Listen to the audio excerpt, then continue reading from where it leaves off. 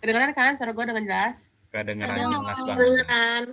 Oke, kita mulai aja ya. Jadi kita ngumpul di Zoom hari ini tuh bukan cuma buat ngobrol biasa, tapi buat ngebahas soal kemarin yang sempat rame di sekolah kita tentang keracunan makanan dan bikin banyak orang panik. Jujur, aku malah seneng banget akhirnya ada yang diskusi kayak gini. Soalnya dari kemarin itu aku kepikiran terus dan rasanya di aku masih agak khawatir gitu. Iya sama, aku tuh juga ngerasa kayak gitu. Grup kelas tuh kemarin ribut banget, notifnya juga nggak berhenti-berhenti. Sampai aku bingung sendiri, benar dan mana info yang kayak dilebih-lebihin gitu. Makanya aku setuju banget kalau kita ngobrol bareng kayak gini. Daripada salah paham terus nih di chat. Mending kita denger langsung pendapat masing-masing biar semuanya jelas.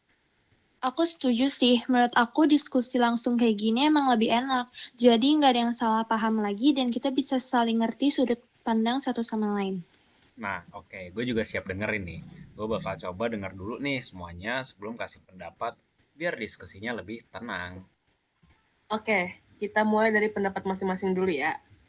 Nggak apa-apa kalau nanti pendapatnya itu beda-beda sama lain. Yang penting kita bisa saling ngehargain. Aku duluan ya. Kemana aku panik banget karena dapet chat berantai yang bilang ada sisa keracunan. Aku langsung mikir yang aneh-aneh dan aku jadi takut sendiri. Kalau aku awalnya sih langsung percaya. Soalnya yang nge-share tuh kayak banyak banget kan dan mereka tuh bahasnya pada serius banget. Aku bahkan kayak sempat mikir buat nggak usah jajan dulu deh di kantin beberapa hari. Aku malah campur aduk rasanya. Di satu sisi aku tuh takut, tapi di sisi lain aku mikir, kok sekolah kayak santai aja pengumuman apa-apa. Kalau pendapatku, kayaknya masalah utamanya itu di cara nyebarin informasinya. Banyak yang langsung nge-share tanpa mikir panjang atau tanpa ngecek dulu kebenarannya.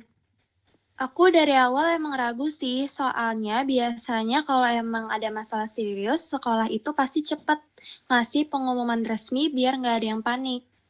Nah, jujur nih, jujur. Gue awalnya juga percaya. Soalnya dapat info dari temen nih kayak kelihatannya meyakinkan banget nih kan. Tapi gue sadar, gue juga nggak ngecek lebih lanjut sih waktu itu. Oke, ini kelihatan banget nih kita semua nih pendapatnya beda-beda dan itu hal wajar. Sekarang kita coba bahas pelan-pelan dan tanpa saling nyalain satu sama lain ya, biar semuanya jelas. Oke, Iya, kita jangan saling nyalain. Kita semua kan cuman bereaksi karena kita khawatir, bukan karena kita mau bikin masalah. Menurut aku ya, yang bikin keadaan makin ribet itu karena kita langsung panik sebelum tahu fakta yang sebenarnya. Bener banget. Harusnya tuh kita tanya dulu ke sumber yang jelas. Atau enggak cari info resmi sebelum ikut nyebarin. Makanya diskusi kayak gini tuh penting banget, soalnya kita bisa dengerin semua pendapat dulu, baru kita bisa ngambil kesimpulan yang bijak. nah setuju banget tuh. Daripada kita debat panjang lebar nih ya kan di grup chat yang kadang bikin salah paham, ya mending ngobrol langsung kayak gini, kan lebih enak. Nah, sekarang soal faktanya nih. Ada nggak sih dari kalian yang benar-benar cari tahu langsung nih tentang fakta keracunan ini ke guru kek atau pihak sekolah supaya kita punya gambaran yang jelas? Nah, kalau itu gue udah coba cari tahu nih.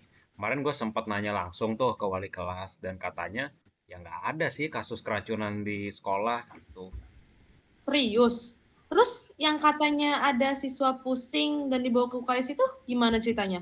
Nah, itu katanya cuma satu siswa yang belum sarapan nih dari pagi. Jadi ya lemes dan pusing, tapi ceritanya keburu dibesar-besarin sama orang-orang. Aku tuh juga sempat lihat pengumuman resmi dari sekolah di grup orang tua. Di situ tuh dibilangnya kantin tuh aman dan makanannya udah dicek semua. Berarti udah jelas ya, berita kemarin itu cuma salah paham yang akhirnya jadi hoax dan bikin orang tuh panik. Iya ya, cuma karena informasi yang setengah-setengah, terus disebarin kemana-mana tanpa dicek dulu. Tuh kan, berarti kita semua tuh kemarin gara-gara panik doang, gara-gara info yang belum tentu benar. Nah, saya agak malu sih jujur kalau diingat-ingat.